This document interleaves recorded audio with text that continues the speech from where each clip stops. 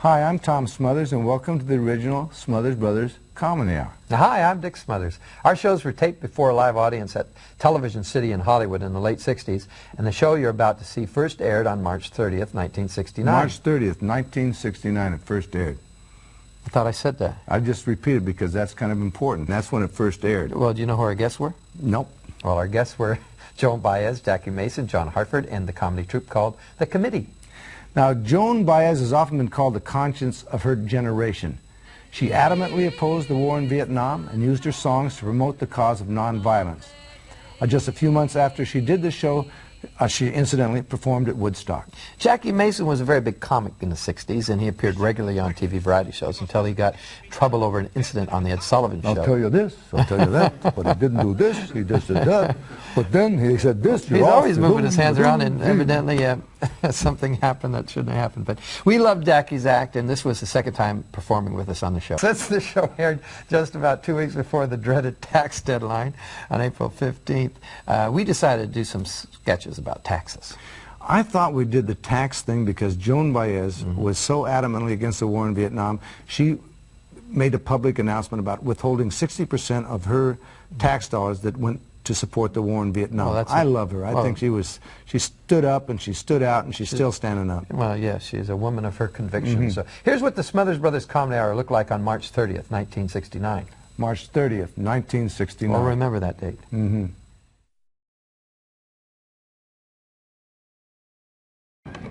You have speed? Smothers Brothers, 0223. Air, take one.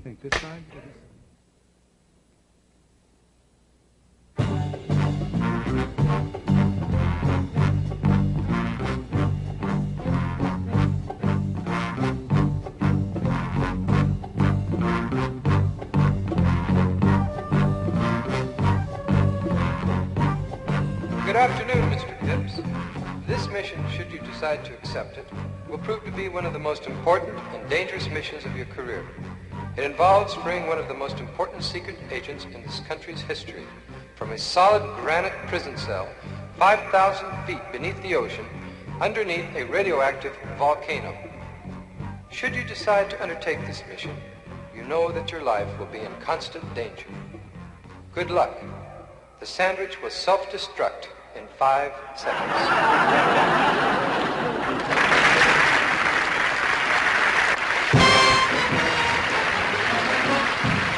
It's the Smothers Brothers Comedy Hour with guest stars Joan Baez, John Hartford,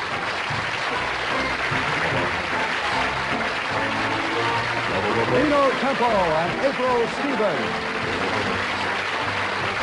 The Committee, special guest star Jackie Mason.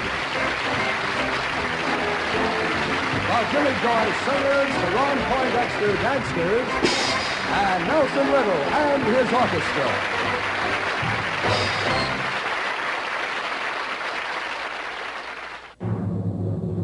From Television City in Hollywood, ladies and gentlemen, meet the Smothers Brothers.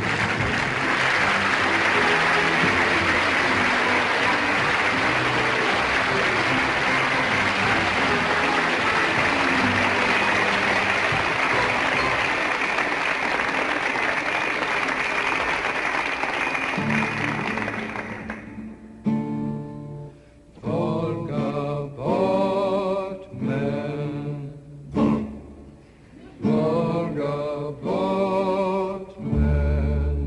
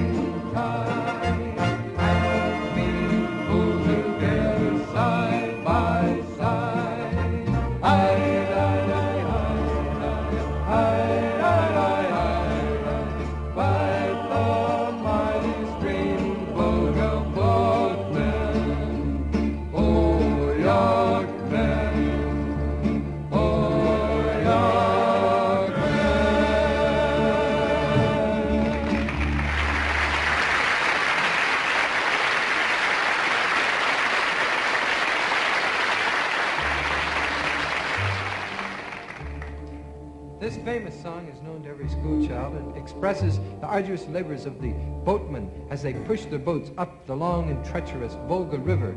And it is a true work song for the men who work to its cadence.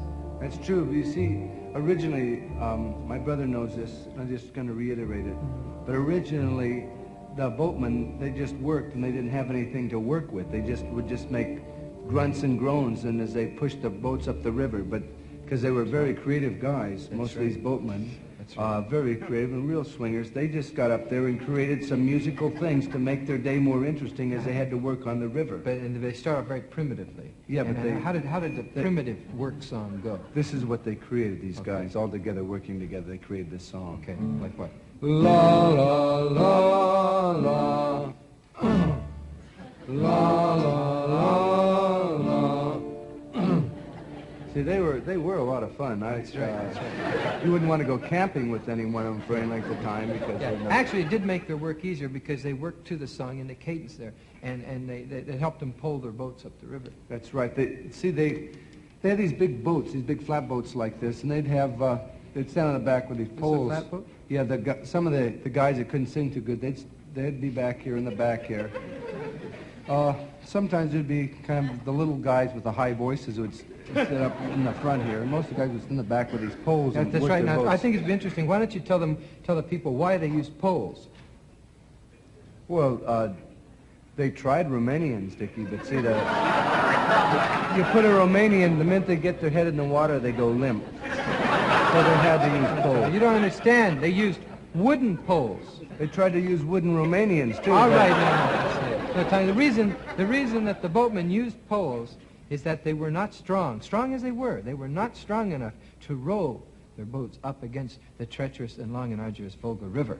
Now, to get into this song, Tom, and to really have the feeling of identity with the song, I think you're going to have to get in and identify with these Volga boatmen, rough, robust, virile, very brawny men. Oh, yuck, man. That's it. Now you're getting it. Yeah. Oh, we're the mighty Volga boatmen. That's right. That's good. Pushing, straining, sweating, swearing, spitting. That's right. We're very vulgar. We're the Volga boatmen. That's right, Tommy. I could see by the way you're identifying with these boatmen that you're really starting to get the feel of the song, trying to get the character of the song. My name is Tomasov Smotherovsky. Tote that barge, lift that bale, get a little drunk. We get drunk, we drink vodka. Us powerful Volga boatmen drink vodka. You've really got it now, but you made one little error. In Russia, they don't drink vodka. They drink vodka. They say vodka. We tote that barge, we drink vodka. We drink too much vodka, we vomit. Yes, Tommy, but you're proud. Yeah. You may vomit, but you're proud, right? Yeah. You're proud because your boat takes you to all the historical landmarks of ancient Russia, to Leningrad. Leningrad. To Stalingrad. Stalingrad. Stalin, named after Stalin, And Stalingrad. And that's right, Leningrad, Leningrad. named after Lenin sisters. Little Russian humor. I think I'll vomit. And you're proud of the great cultural heritage of Mother Russia. Yeah, you bet my boots. You're right. I'll vomit my boots All right. in a minute. And what is the greatest cultural export that the Russians have? It's the ballet, the greatest ballet in the world. The world's greatest ballet. Bolshoi. No, really, it's the world's greatest ballet. The Bolshoi Ballet.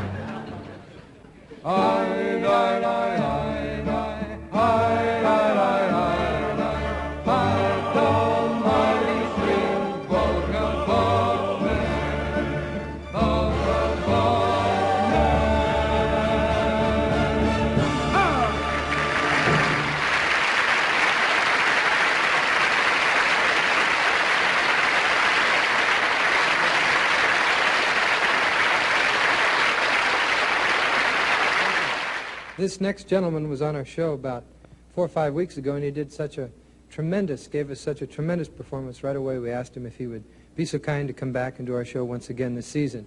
And he said he would, and we're very proud to have him back. So let's have a big hand for Mr. Jackie Mason.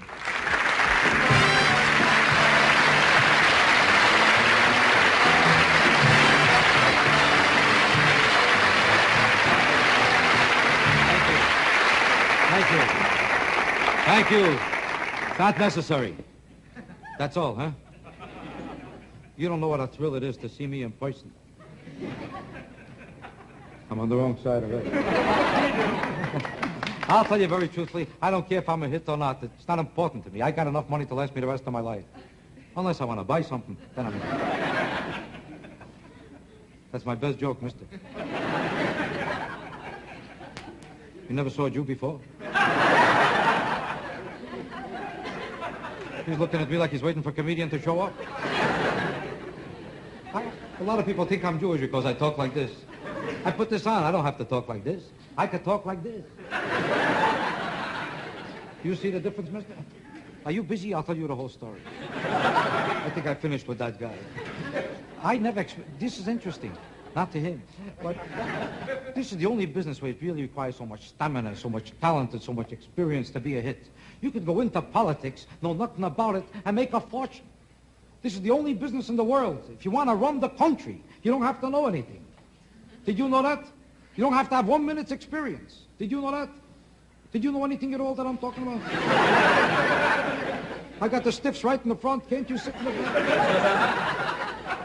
Oh, that happens to be the truth. Do you know if you wanted to be a plumber, you need experience. But if you want to be a governor, you don't have to. Do you know what I'm talking about? Not that I want to pick on any of our congressmen or on our governors, like a man like Ronald Reagan. I respect him tremendously. I do. The fact that he don't know what he's doing is not important.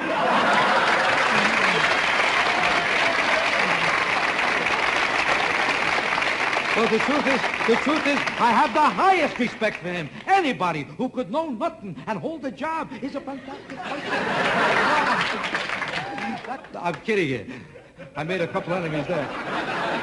Because I don't want to pick on him. Because the truth of the matter is, it's a great democratic process that can elect a man like this, who is...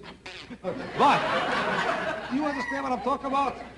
But how did he get the job? Not that I'm picking on him. I don't know if you noticed that. But it's symbolic of something that here's a man have to prove. I don't know where to turn it. Just when I think I'm doing good there, I lose there. It's symbolic. Anybody who wants to see. It's symbolic. I feel like I'm surrounded by Arabs. It's surrounded. Yeah, I'm trying to keep a show on a high level for this reason. I think it's overdone.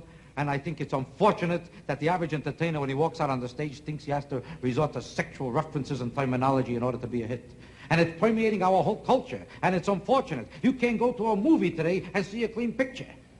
They're getting dirtier all the time. Movies are getting so filthy that I can't get out of the movies.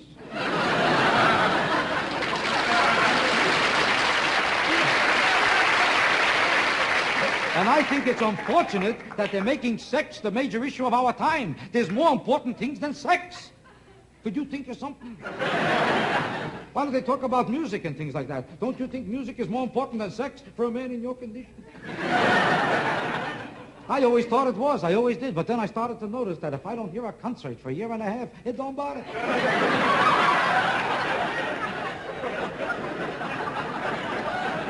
Well, let's be honest. You ever see anybody get up 5 o'clock in the morning to hear a concert?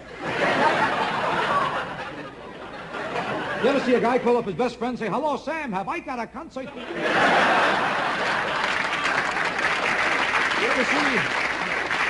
You ever see a guy go into a strange town and say to a taxi driver, "Listen, you know there's a hot concert?" You understand that? Sex is not dirty. Sex is life. It's life. Isn't it life, mister? Are you stupid? I'm asking you a simple question. Sex is life. Without sex, would you be here? I think you would. That's not nice to say. I was looking at you, but I'm thinking about this guy. And the whole idea is stupid because children don't learn the facts of life from adults. Did you know that? They learn it from other children. They learn it through games that they themselves don't even understand. You ever see how every kid in the world plays doctor? Now you think they don't know what they're doing? Why don't they play accountant?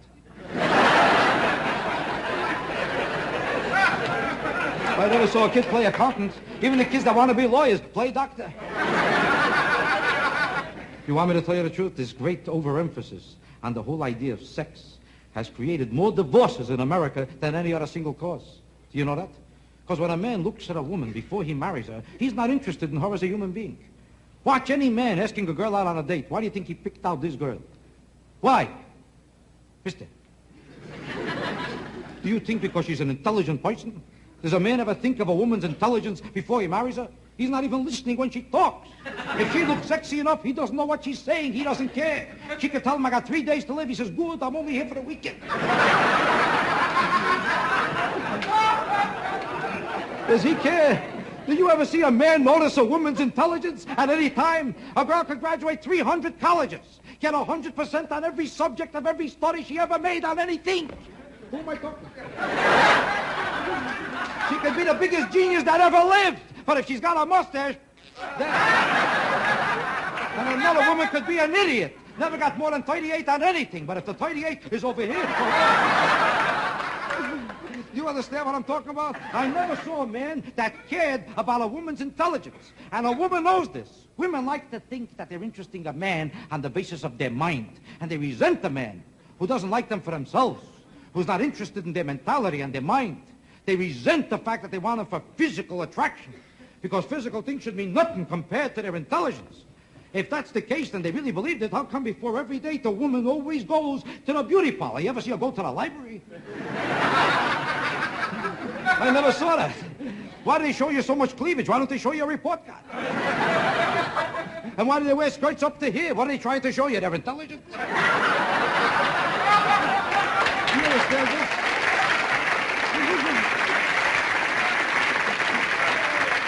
Because the truth of the matter is that women don't believe it either. They know that men are attracted to them on the basis of their physical... You got that? Next, I'm back to you. Well, it happens to be true. I never saw a man think about a woman's character before he marries her. After he's married to her, he wonders about her intelligence and her character. That's why there's so many divorces. Does he think about her intelligence before he marries her? Or her character? Or even her cooking? Now, there's nothing in the world more important than a marriage than good cooking. Right? Mister? I never saw a man think about it before he marries her. You ever see a guy look at a girl and say, ha-ha, looks like a great cook? You ever see a guy take a girl home and try to get her into the kitchen? I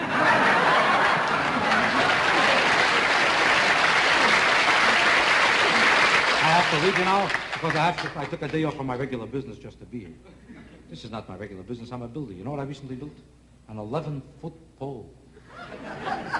It's in case I meet a girl that I can't touch with a 10-foot.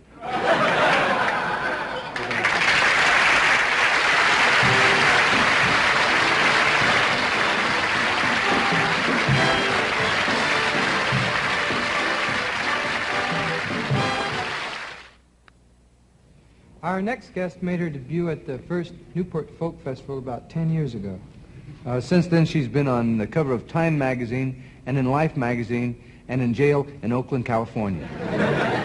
And tonight she's on our show. We admire her very much, and we admire her individuality and we're very her happy integrity. To have her here. And we're happy to have her on the show. Ladies and gentlemen, Miss Joan Baez. To David, because he's going to be going to prison probably in June, and he'll be there for 3 years. The reason he's going is that he refused to have anything to do with the draft or selective service or whatever you want to call it, militarism in general. And the point is, if you do that and you do it up front or overground, then you're going to get busted. And so, especially if you organize, which he does.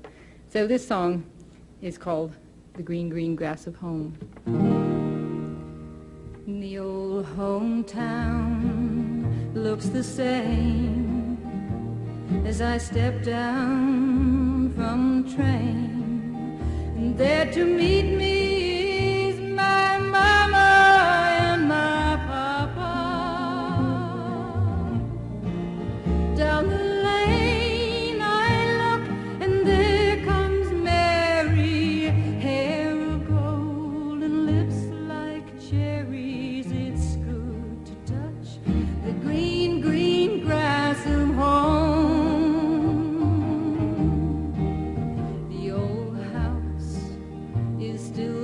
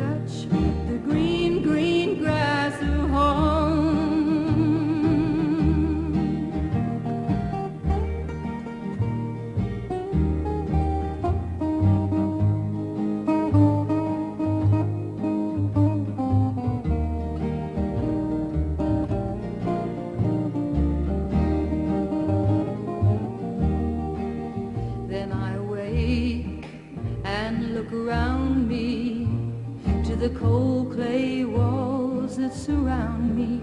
And then I realized that I was only dreaming. There's the guard and the sad old padre, arm in arm we walk at daybreak. Again I touch the green, green grass of home. Yes, we'll all be together in the shade of the old oak tree when we meet beneath the green, green grass of home.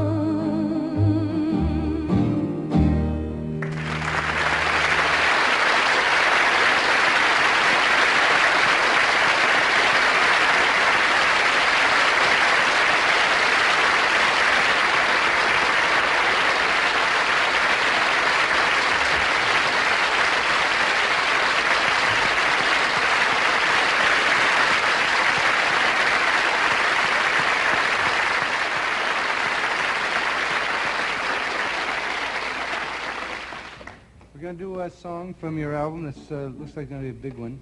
And it's a Bobby Dylan song. It's beautiful. Entitled, what is it? I Shall Be Released. I shall be released. Kick it off, kid.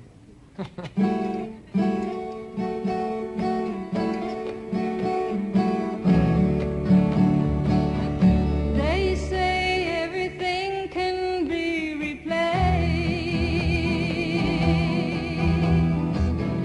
They say every distance is not near. Yet I remember every face.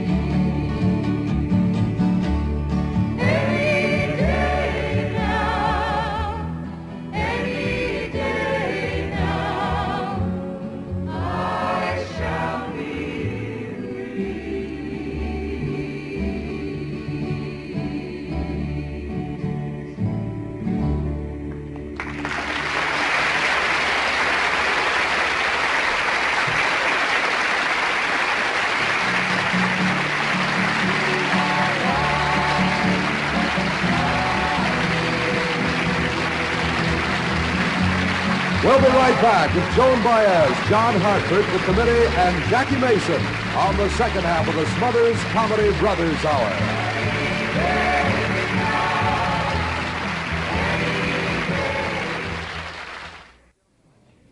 Well, ladies and gentlemen, once again, the hilarious Jackie Mason.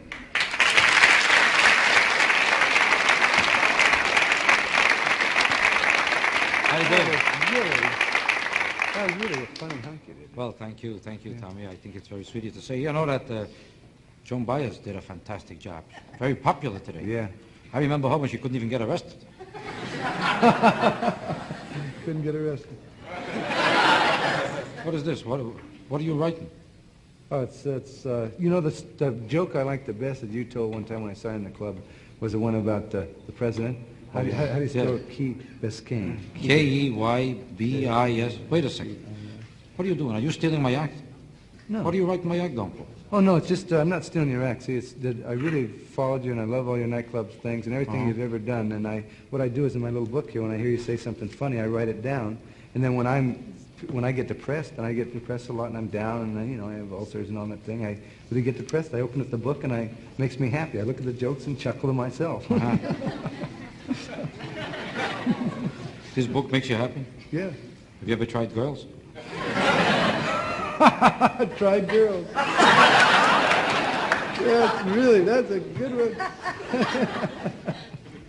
Listen, I admire you for the way you admire my act, but I don't admire the way you're stealing it, I'll tell you that.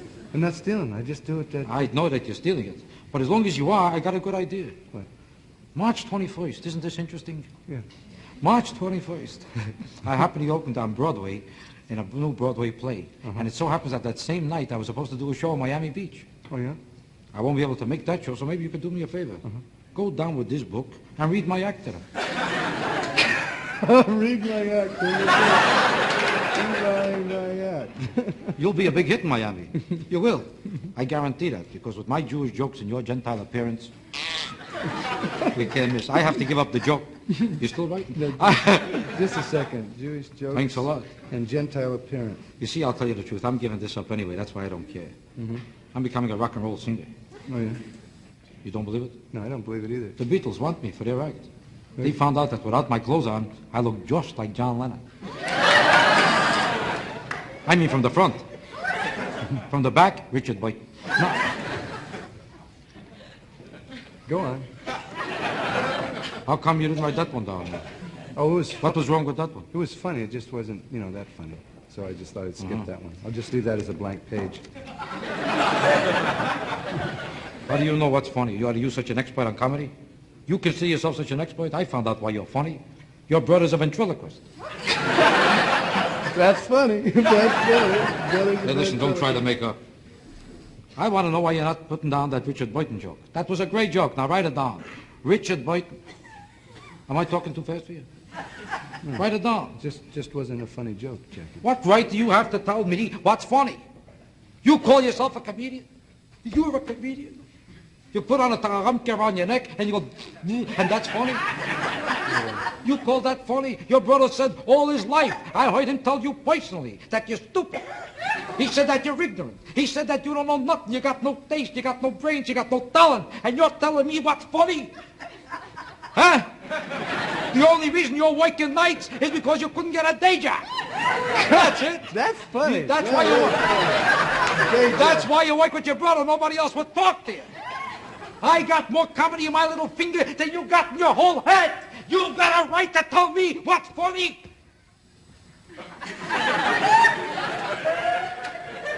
Oh, yeah?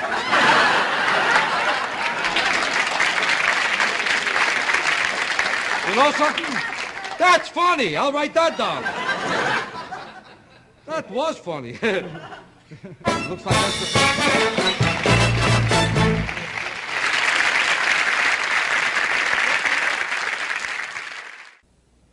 When you live in a free country, you have to pay the price.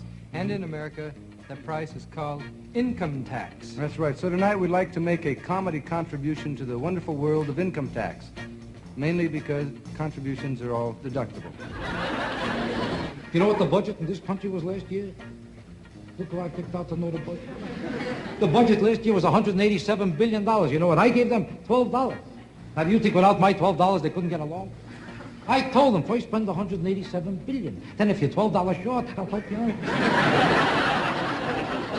Mr. Washburn, you're a simple janitor, and yet you've deducted more than $1,000 on eyeglasses alone. Now, how do you explain that? Why must you question everything I say?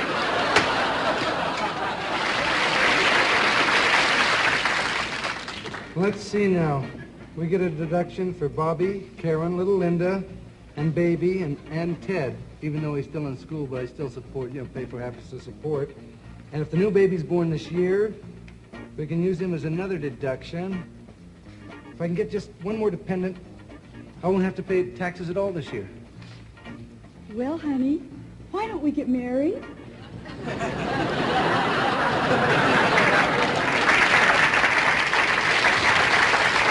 I'll tell you another thing. You know how much money they waste every year just christening battleships?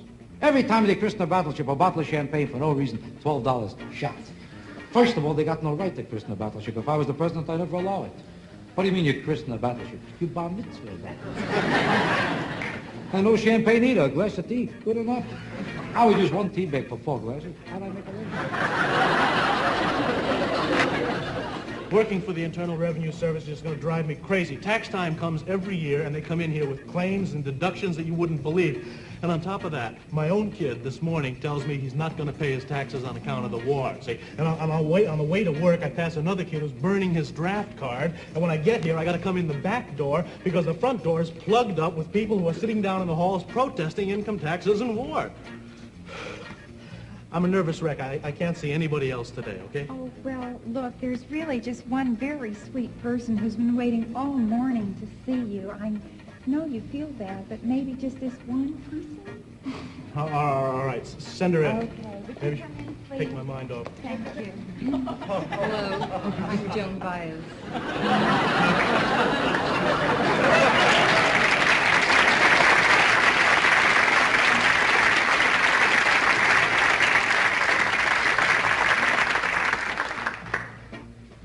Now, let's take a look here at your deductions.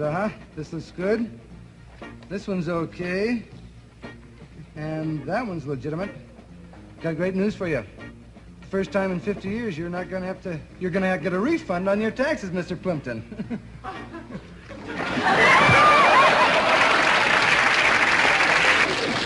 You know how much money they spend every year building roads? Now, to you, it makes no difference because you don't pay taxes. But it's killing me because I don't need roads. I'm against roads. Why should I pay for roads? I haven't got a car. I told them, buy me a car, build your road. The road they're building is not even my neighborhood. Why should I pay for somebody else's road? Even if I had a car, I couldn't get to that road. Because from my house to that road, there's no road. Now, we take the $800,000 from the indebted Canadian mining firm and put it into municipal funds, thus freeing our equity. And over here, we liquidate the debentures, and mortgaging the real estate from the West Side apartment buildings, and we take that out in time for the August deposit in the Zurich account, which gives us a net grand total profit for this month over here of $382,426,530.83, tax-free.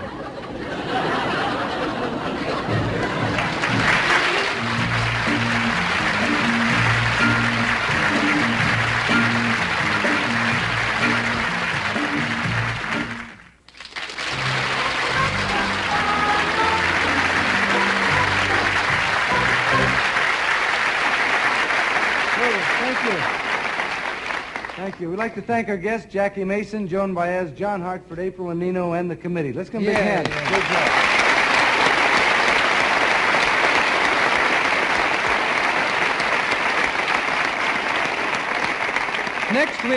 Next week, our guests will be David Fry, Lee French, the Righteous Brothers, and special guest, Glenn Campbell. So, bye now. Good night. Good night. Thank you.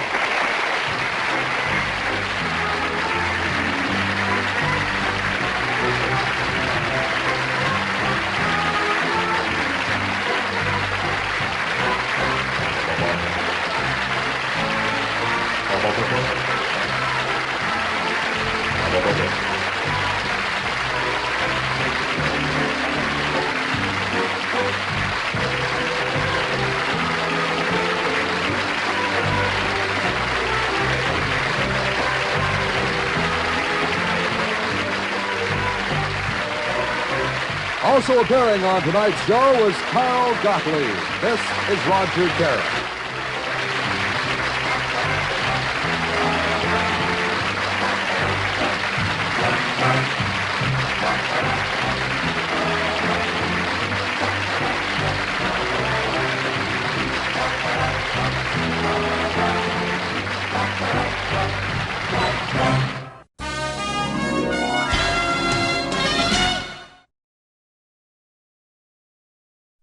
Well, those of you who actually saw the original Smothers Brothers Comedy Hour, when this show was aired, you're seeing a different show than was aired, because originally when this show went on the air, CBS had cut out Joan Baez's introduction regarding her husband going to prison. They took out why he went to prison, which was, of course, you saw was because he resisted the draft and was against the draft because of the Vietnam War. So what they saw back then was, I'd like to dedicate this song to my husband who went to prison.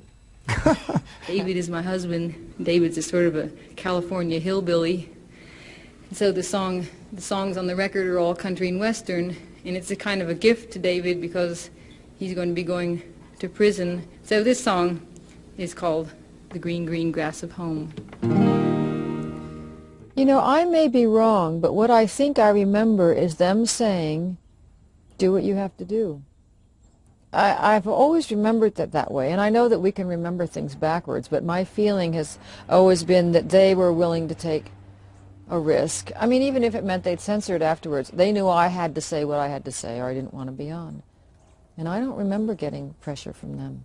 And having the committee, we discovered the committee in San Francisco, and we had no idea. Of course, you don't know who's going to become a star or what the future holds for him, but as you know now, they was full of some very talented people.